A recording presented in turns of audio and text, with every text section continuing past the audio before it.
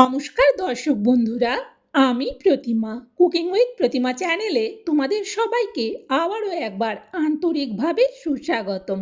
আশা করি বন্ধুরা তোমরা সবাই খুব ভালো আছো, সুস্থ আছো।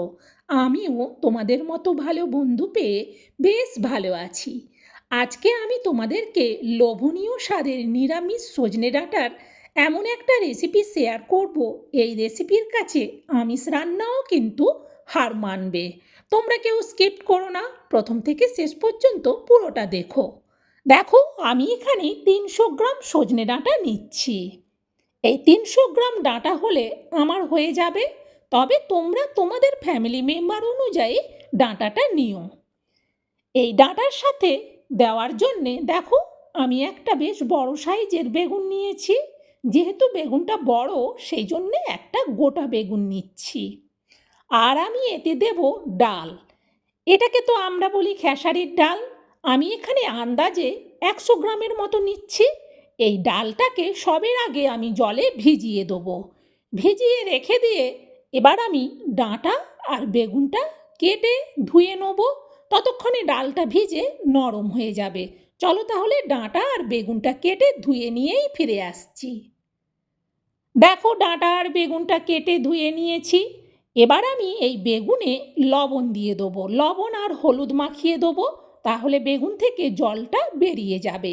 সেই জন্য দিয়ে দিচ্ছি পরিমাণ মতো লবণ আর দিচ্ছি বেগুনের পরিমাণে হলুদ।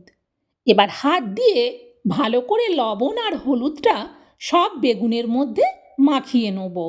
এইভাবে লবণ হলুদটা মাখিয়ে নিলে বেগুন থেকে জলটা বেরিয়ে যাবে। এদিকে যে ডালটা ভিজিয়েছিলাম, ডালটা কিন্তু বেশ ভালো করে ভিজে নরম হয়ে গেছে। এখন এই ডালটাকে ভালো করে আমি 2-3 বার জল পাল্টে ধুয়ে নেব।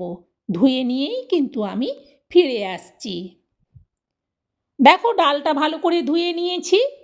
এই ডালটা এবার মিক্সার জারের মধ্যে নিয়ে নিচ্ছি। পুরো ডালটা মিক্সার জারে পরিষ্কার করে দিয়ে দিলাম। এখন এই ডালের পরিমাণে আমি দিয়ে দিচ্ছি লবণ, আর দেব অল্প একটুখানি হলুদ, আর দেব অল্প একটুখানি লঙ্কার গুঁড়ো। এবার এটা পেস্ট করে নেব। এই ডালটা ধোয়াতেই যেটুকু জল ছিল তলাতে, তাতেই হয়ে যাবে। দেখো, পেস্ট করে নিয়ে চলে এসেছি। এই ডালটাও পেস্ট হয়ে গেছে, ওদিকে বেগুনটাও লবণ হলুদ মাখিয়েছিলাম, বেশ কিছুক্ষণ হয়ে গেছে। ডাঁটাও কেটে ধোয়া রেডি। এবার সব চলো রান্নাটা করি।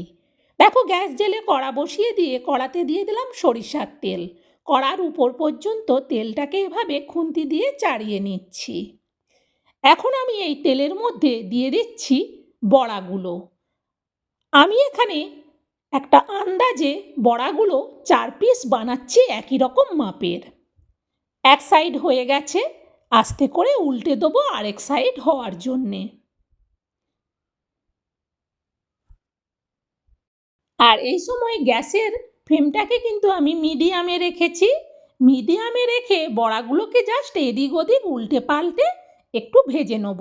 খুব বেশি মুচমুচে করার দরকার নেই, বড়াগুলো তুলে নিচ্ছি। এবার এই তেলের মধ্যে দিয়ে দিচ্ছি আমি বেগুনগুলো।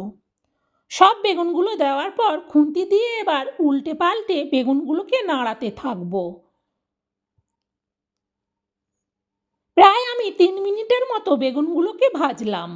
বেগুনগুলো ভাজা হয়ে গেছে, বড়ার সাথে এই বেগুনগুলোকেও আমি তুলে নিচ্ছি।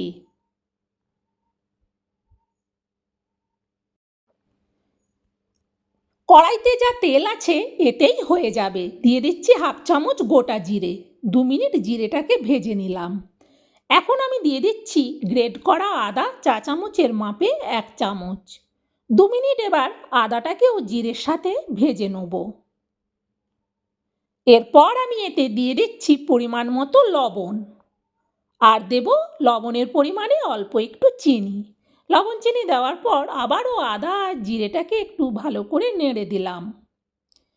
এখন এতে দিয়ে দিচ্ছি টমেটো পেস্ট। আমি এখানে বড় সাইজের একটা গোটা টমেটো পুরোটাই পেস্ট করে দিয়ে দিলাম।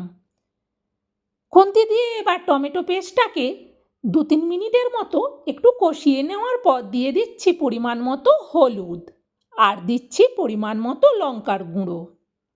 আবারও একটু খুন্তি দিয়ে মশলাটাকে কষিয়ে নিলাম। মশলা থেকে যখন তেল ছেড়ে দেবে, উপর থেকে দেখা যাবে তেলটা ভেসে গেছে, তখন এতে দিয়ে দেবো সজনে ডাঁটাগুলো। সব ডাঁটাগুলো একেবারেই দিয়ে দিলাম। এবার ভালো করে ডাঁটাটাকে মশলার সাথে কষাবো। গ্যাসের ফ্লেমটাকে একটু বাড়িয়ে দিয়েছিলাম, কারণ টমেটোটা দেওয়ার পর মশলাটা একটু জল জল ভাব হয়, সেই জন্যে গ্যাসের ফ্লেমটাকে বাড়িয়ে দিয়ে সুন্দর করে আমি সজনে ডাঁটাটাকে মশলার সাথে কষিয়ে নিলাম।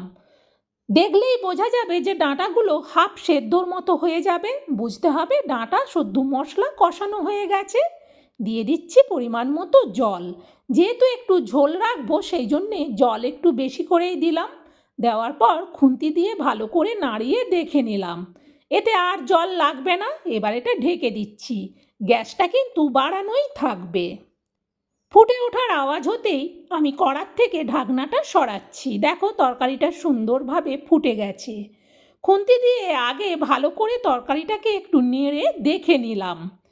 দেখে নেওয়ার পর এবার আমি এতে দিয়ে দিচ্ছি ভেজে তুলে রাখা বড়া আর বেগুনগুলো। বড়া আর বেগুনগুলো দেওয়ার পর ভালো করে এবার খুন্তি দিয়ে বড়া আর বেগুনগুলোকে ঝোলের মধ্যে আমি ডুবিয়ে দেবো। এভাবে ডোবানো হয়ে গেলে এবারও আবার এটা ঢেকে দেবো। এবার কিন্তু গ্যাসটাকে একেবারে লোতে করে দেবো।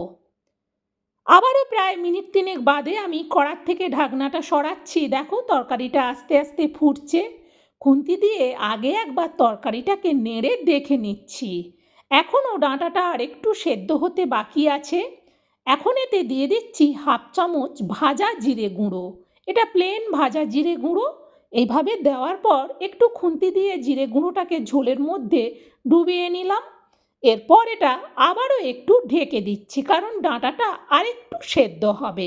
গ্যাসটা কিন্তু একেবারে কমিয়েই রাখবো, কারণ বাড়ানো থাকলে ঝোলটা তাহলে শুকিয়ে যাবে। গ্যাসটা কমিয়ে এটা ঢেকে দিচ্ছি। আবারও প্রায় মিনিট 3 মতো বাদে আমি কড়ার থেকে ঢাকনাটা সরাচ্ছি। দেখো তরকারিটা কতটা আস্তে আস্তে ফুটছে। এখন দেখে বোঝা যাচ্ছে ডাঁটা কিন্তু সেদ্ধ হয়ে গেছে। আর এটা বেশি কিছু করতে হবে না। এবার এটা আমি নাবিয়ে নেব। যেহেতু তরকারিটা অনেকটা, সেই জন্য এরকম একটা বড় বাটি নিচ্ছি। বাটির মধ্যে আমি পুরো তরকারিটা ঢেলে নিচ্ছি। বন্ধুরা, আমার এই রেসিপিটা তোমাদের কেমন লাগলো সেটা অবশ্যই কমেন্টে জানিও। ভালো লাগলে একটা লাইক দিও আর রেসিপিটা শেয়ার করে দিও। যারা নিরামিষ পছন্দ করে তারা যদি একবার বানিয়ে খায় আবারও এটা বানিয়ে খাবে। এটা এতটাই টেস্টি রেসিপি। আজকের মতো রেসিপি শেষ। বন্ধুরা সবাই ভালো থেকো, সুস্থ থেকো। আবার অন্য দিন অন্য রেসিপিতে দেখা হবে। টাটা বন্ধুরা।